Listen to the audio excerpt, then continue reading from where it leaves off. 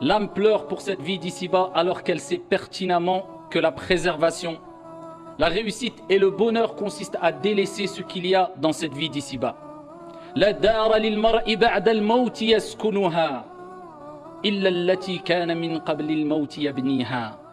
Aucune demeure heureuse et de réussite dans l'au-delà pour celui qui n'a pas construit cette demeure alors qu'il vivait dans cette vie d'ici-bas à travers les bonnes actions et à travers ce qui satisfait notre Seigneur tabaraka wa ta'ala. Fa in banaha bi khayrin taba maskanuhu wa in banaha bi sharrin khaba baniha. Si il a construit cette demeure alors qu'il vivait dans cette vie d'ici-bas par le bien et le bon comportement, la bienveillance, les bonnes actions, les œuvres salutaires, eh bien il récoltera une vie heureuse et une demeure de bonheur. Contrairement à celui qui a construit sa demeure dans l'au-delà à travers des mauvaises actions ici-bas, eh bien il ne trouvera qu'une mauvaise demeure désagréable et il regrettera amèrement. Ayyuha al-ikhwatul kiram, notre première demeure parmi les demeures de l'au-delà, ce n'est autre que al-qabr sunduqul amal, la tombe appelée aussi le caisson des actions. Bonne action ou mauvaise action. Uthman ibn Affan radiyallahu anhu arda, lorsqu'il évoquait le paradis et l'enfer, il ne pleurait pas comme il pleurait lorsqu'il évoquait la tombe et la première demeure de l'au-delà ou lorsqu'il se trouvait au pied d'une tombe. On l'a interrogé sur ce comportement et il dit tout simplement parce que la tombe, al-qabr, c'est la première demeure parmi les demeures de l'au-delà. Si cette demeure est bonne, le reste ne sera que meilleur, et si cette demeure est mauvaise, le reste ne sera que pire et plus mauvais. Al-qabr. Est-ce qu'on s'est déjà posé la question, quel sera notre état la première journée ou la première nuit dans notre tombe? Et c'est ce qu'on va voir, incha'Allah. Ayyuha al-ikhwatul kiram, il faut savoir que nous allons quitter un jour ou un autre cette vie d'ici-bas. Ce soir, demain, après-demain, Allahu a'lam, dans tous les cas, on est tous unanimes sur la réponse à cette question, est-ce que nous allons mourir? Oui, nous allons mourir. Kullu nafsin dha'iqatul maut. Mais ce qui nous importe, ce n'est pas de savoir où et quand on va mourir, mais dans quel état on sera lorsqu'on va mourir. Et qu'est-ce qu'on a préparé pour notre mort? C'est le plus important. Amma, où tu vas mourir, quand tu vas mourir, ici n'est pas la question la plus importante à se poser. Mais le plus important, c'est comment vas-tu mourir, dans quel état? Et qu'est-ce que tu as préparé pour la mort? On va quitter cette vie d'ici-bas, cette demeure d'examen. Et on va rendre notre copie.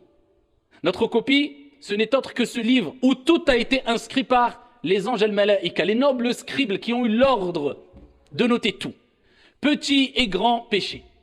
Petite et grande action, tout. فَمَنْ يَعْمَلْ مِثْقَالَ ذَرَّةٍ ذَرَّةٍ خَيْرًا يَرَهُ وَمَنْ يَعْمَلْ مِثْقَالَ ذَرَّةٍ شَرًّا يَرَهُ. Celui qui a fait le poids d'un atome tout petit, minuscule, le poids d'un atome de bien, il le verra, car ton Seigneur est juste et équitable. Et celui qui a fait le poids d'un atome de mal, il le verra, car tout est inscrit, et on te dira au jour de la résurrection, Iqra kitabak, lis ton livre. Et ton Seigneur n'oublie rien, tout sera inscrit. Eh bien quand tu rendras ta copie, eh bien là les choses sérieuses vont vraiment commencer.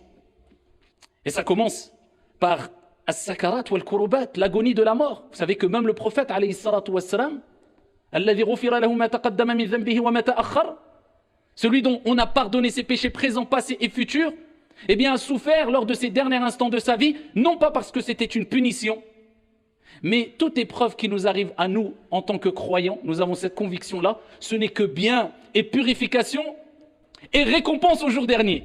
Donc tout ce qui nous arrive, khayr, insha'Allah. Ce n'est que du bien, alhamdulillah. C'est pour cela que le bien-aimé, celui qui était le plus aimé parmi les êtres humains, auprès d'Allah subhanahu wa ta'ala, Dieu l'a éprouvé. Non pas parce qu'il ne l'aime pas, mais au contraire parce qu'il l'aime. Donc quand Dieu t'éprouve, c'est parce que Dieu t'aime. Et parce qu'il aime te voir patienter. Et patienter, c'est une preuve d'amour vis-à-vis de ton Seigneur tabaraka wa ta'ala. Et quand tu prouves ton amour à Allah, eh bien Allah azza wa jal te donne ce cadeau qui est le meilleur et le plus beau des cadeaux, son amour subhanahu wa ta'ala. Allah t'aimera insha'Allah tabaraka wa ta'ala. Le prophète alayhi salatu wa sallam trempait sa main dans de l'eau, essuyait son visage et disait La ilaha illallah, inna lil mawti la sakarat. Il n'y a de divinité digne d'être adorée qu'Allah subhanahu wa ta'ala. Certes, la mort a son agonie et il a souffert. Pour l'élever en degré dans les plus hautes sphères au paradis alayhi salatu wa sallam. Donc, quelque part, souffrir, être malade avant la mort, c'est un bon signe. Ce n'est pas un mauvais signe. qui laisserait croire que Dieu te châtie. Non, Dieu te purifie et veut te purifier tout au long de ta vie à travers les épreuves, à travers les problèmes, à travers les soucis. Et plus tu patientes, et plus tu restes ferme, et plus tu réussis ces examens, ces différents examens qui feront que Dieu te purifiera et ne cessera de te purifier jusqu'à ce que tu rencontres ton Seigneur alors qu'il est satisfait de toi, subhanahu wa ta'ala. Ton âme ensuite, elle sortira de ton corps, comme vous le savez, dans le long hadith que j'abrège. L'ange de la mort viendra avec la bonne ou la mauvaise annonce.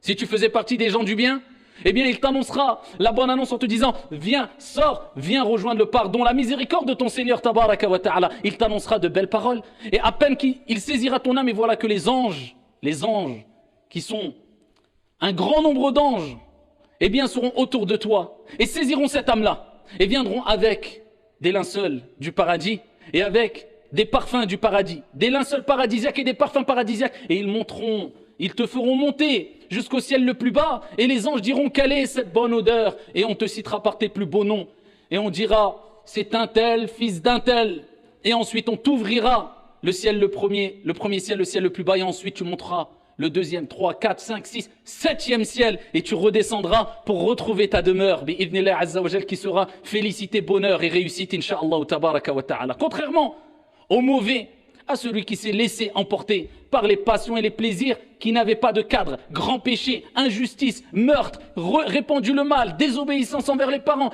tout ce que Dieu détestait, et il persistait, et il se la coulait douce, et il était dans l'insouciance, et il a oublié que cet examen que nous sommes en train de passer a un temps bien délimité, et que lorsque cet examen est terminé, il n'y a plus de repentir possible, c'est trop tard. Eh bien, le prophète alayhi salatu wassalam dit, quant à la deuxième catégorie de personnes, l'ange de la mort viendra et lui annoncera la mauvaise nouvelle. Viens rejoindre la malédiction, la colère de ton Seigneur, tabaraka wa ta'ala. Et voilà que les anges qui sont autour le saisiront avec un visage noir et terrifiant, avec des vêtements durs, rudes, nauséabonds, qui sentent mauvais, et le mettront dedans et monteront avec eux le ciel le plus bas. Et quand on sentira la mauvaise odeur, les anges sentiront la mauvaise odeur, diront quelle est cette odeur répugnante, et ils le citeront par les plus beaux, les plus mauvais des noms à travers lesquels on le citait dans la vie d'ici-bas. Ils diront c'est un tel, fils d'un tel, et ils refuseront de lui ouvrir les portes du premier ciel, et ensuite il sera lancé dans sa tombe. Et là il rejoindra sa demeure. Ce n'est pas sa villa climatisée, ce n'est pas son appartement, ce n'est pas sa maison, ce qui n'est pas illicite en soi, bien sûr, ici-bas. Mais ce n'est pas ça. Ce n'est pas une maison bien tapissée, bien décorée, plein de meubles, écran plat. Non, c'est la même demeure qu'on aura toutes et tous ici au début, on va dire. C'est-à-dire Al-Qabr, 4 blocs de terre. Et tu repartiras comme tu es né, nu. Et ton vêtement ne sera ni un jogging, ni un costume, ni je ne sais quoi. Non, Dieu te rappelle ces signes. Il te rappelle à travers le fait que tu repartiras avec un linceul, même si tu étais milliardaire, la parole qui est « Inna lillahi wa inna ilayhi raji'un ». Nous appartenons à Allah, bon gré, mal gré. Fatigue-toi, te fatigue pas. Tu le veux pas. On retournera tous vers notre Seigneur, tabaraka wa ta'ala. Et là, quand tu seras dans ta demeure, tu seras seul ou pas? Non, tu ne seras pas seul. Il y a 3 choses qui t'accompagneront jusque ta tombe. Le prophète alayhi salatu wassalam a dit, tes biens, ton argent, tu as couru après l'argent, ici quelquefois de manière aveugle, je ne dis pas de manière licite, non, de manière aveugle, quitte à dépasser toutes les limites, à transgresser, à acquérir ses biens de manière illicite, tu as couru. Allah Jalla wa Ala dit dans le Coran, Alhaakumut takathur, hatta zurtumul maqabir. Kalla sawfa ta'lamun, thumma kalla sawfa ta'lamun. La course aux richesses vous a tous distraits, jusqu'à ce que vous visitiez les tombes. Ah, il n'a pas dit jusqu'à ce que vous viviez dans les tombes, vous visitiez, car c'est que un passage la tombe. Eh bien, tu rejoindras cette demeure, et tu seras un temps limité dans cette demeure. Et cette demeure sera soit un jardin parmi les jardins du paradis, soit un trou profond parmi les trous profonds de l'enfer. Le prophète dit, il y a 3 choses qui te suivront, tes biens, ta famille et tes bonnes actions. Ou mauvaises actions, tes actions. Il dit, 2 retourneront, tes biens, même la porte de chez toi, tu ne la prendras pas avec toi. Même la clé de chez toi, tu ne pourras pas la prendre avec toi. J'ai acheté une maison quelquefois de manière illicite.